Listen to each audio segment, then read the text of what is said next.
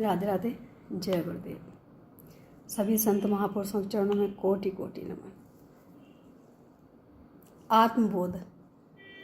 जीवन में अगर कोई चीज़ ज़रूरी है हमारे, तो आत्मबोध बहुत ज़रूरी है।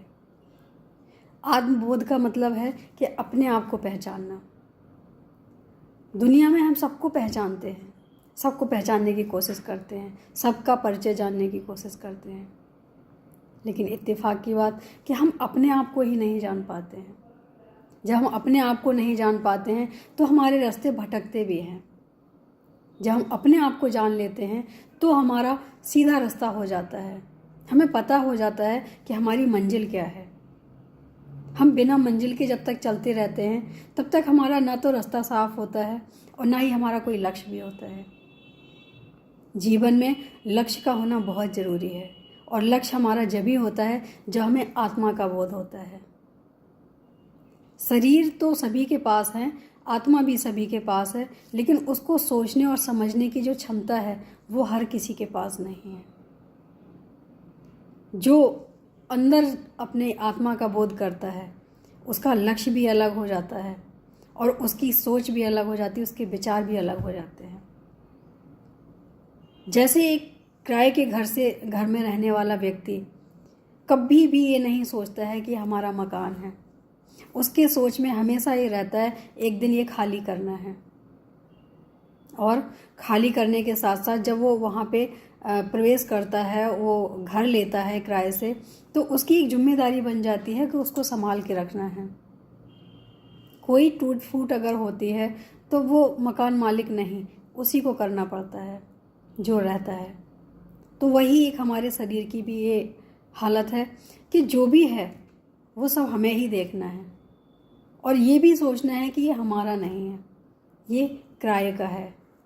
किराए के घर में ज़्यादा हम चीज़ों को इकट्ठा नहीं करते हैं, और हम क्या कहते हैं कि जब हम अपना मकान लेंगे तो हम चीज़ें इकट्ठी करेंगे।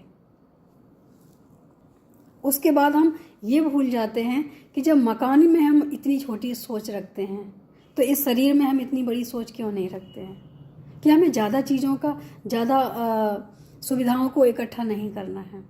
हमें सिर्फ उतना ही रखना है जितनी हमारी ज़रूरत है। जिस दिन हमें आत्मबोध होता है उस दिन हमारा अलग ही एक रास्ता बन जाता है, अलग एक सोच बन जाती है, और वही कहीं ना कहीं हमारा एक मोक्ष कह सकते हैं, या भगवान से जुड़े या जानने की कोशिश कह सकते हैं। क्योंकि जब तक हम अपने आप को नहीं जानेंगे भगवान को हम कैसे जानेंगे। भगवान को जानना है तो पहले अपने आप को जानो। हमारी हालत उस सागर जैसी है।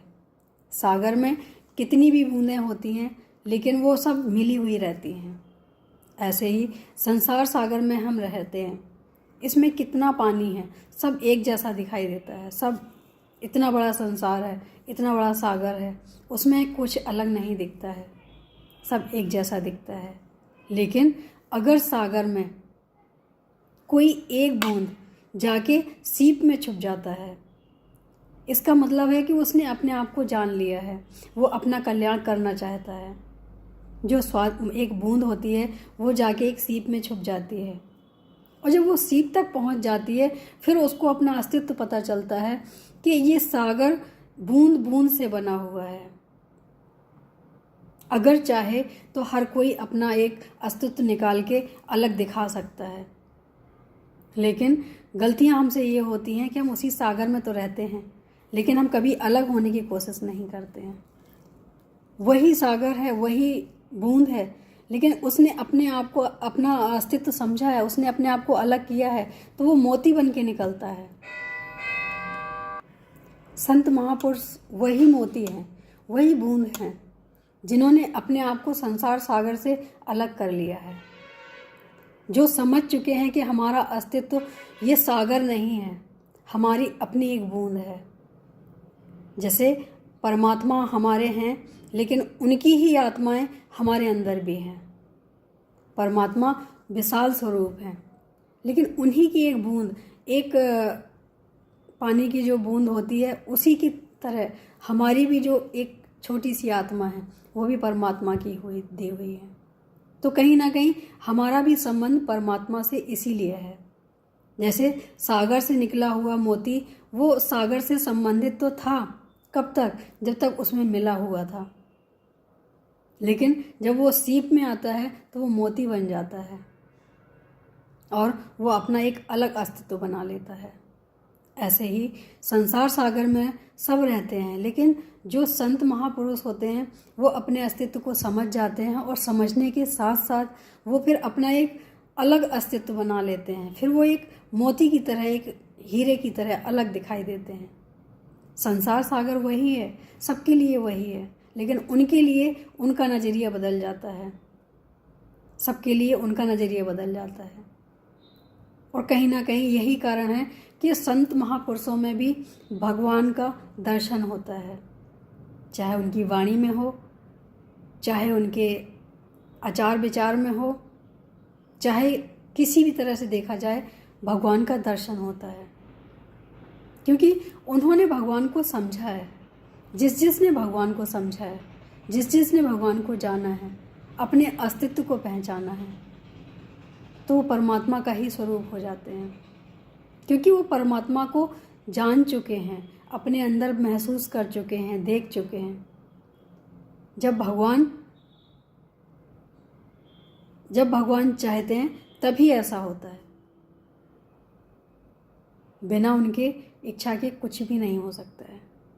जब उनको अलग करना होता है तो वो कुछ ऐसी लीला जरूर रचते हैं जिससे इंसान विरक्त होके उनकी चरणों की तरफ चला जाए। तो इसलिए ये इंसान की भी महानता नहीं है, इंसान तो मजबूरी में करता है। संत महापुरुष की बात अलग है, लेकिन जो और लोग होते हैं, कुछ लोग इच्छा से जाते हैं, कुछ लोग ज़बरदस्ती जाते हैं, कुछ लोग मजबूरी में जाते हैं। लेकिन जैसे भी जाते हैं भगवान उनको सबको अपनाते हैं। भगवान के दरबार में किसी की भी कोई ऊंची नीची की तो भावना है ही नहीं। उनके लिए अगर प्रेमी हैं तो सब बराबर हैं। उनके लिए जीवन में सिर्फ और सिर्फ अगर देखा जाए तो प्रेम ही महत्व देता है।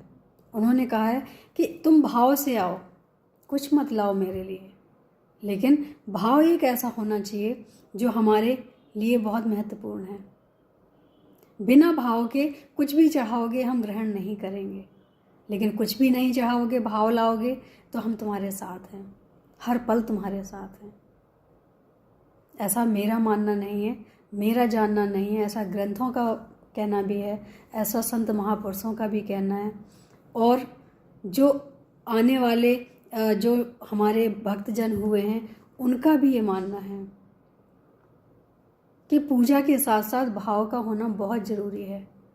अगर भाव नहीं है तो हमारा कुछ भी करना व्यर्थ होता है, और हमारे पास कुछ भी नहीं है, सिर्फ भाव ही है। हो सकता है कई बार मजबूर हो जाते हैं, हमारे पास नहीं होता है उतना साधन कि हम कुछ कर सकें, लेकिन भाव के तो हम मोहताज नहीं हो सकते हैं। भाव तो हम अर्पण कर ही सकते हैं।